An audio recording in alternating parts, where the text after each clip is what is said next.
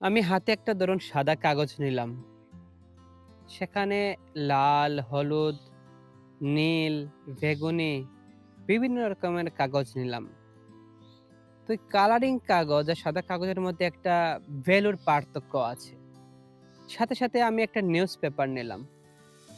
এই কালারিং কাগজ থেকে নিউজ পেপারের ভ্যালুটা আরেকটু বেশি। ঠিক সেইভাবে এই কালারিং কাগজ এবং নিউজ পেপার যেভাবে তৈরি হচ্ছে যে প্রোডাক্ট থেকে, যে ম্যাটেরিয়াল থেকে, ঠিক সেম ম্যাটেরিয়াল থেকে ডলার, টাকা, রুপি, ইউরো ইত্যাদি জিনিসও তৈরি হচ্ছে।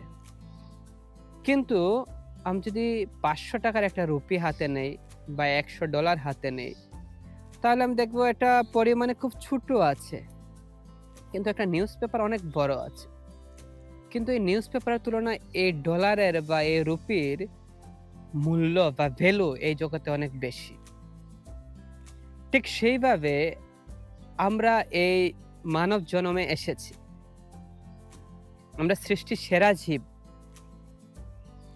কিন্তু আমার ভ্যালু কোথায় আছে? আমার ভ্যালু কখন আমরা বুঝতে পারবো?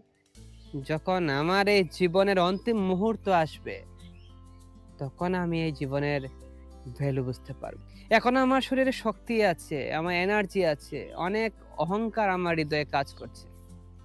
আমি বুঝতে পারছি না।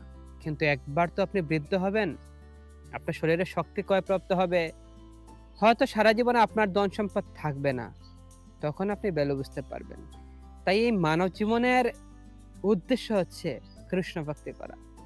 যা কিছুই আপনি জগতে করেন, কিন্তু যখন আপনি ভক্তি করবেন, তখন আপনার জীবনের ভ্যালুটা বেড়ে যাবে ডলার এবং টাকার মতো।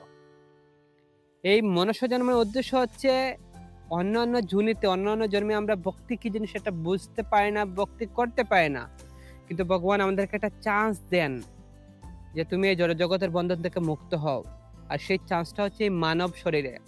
তাই মনুষ্য জন্ম পাইয়া রাধা কৃষ্ণ না বুঝিয়া জানিয়া শুনিয়া বিষ খাইনু। হরি হরি বিফলে জনম গুয়াইনু।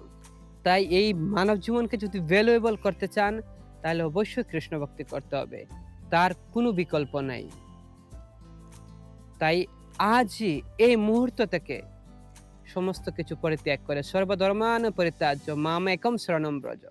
সমস্ত কিছু পরিত্যাগ করে ভগবান শ্রীহরির চরণে শরণ গ্রহণ করুন। হরে কৃষ্ণ।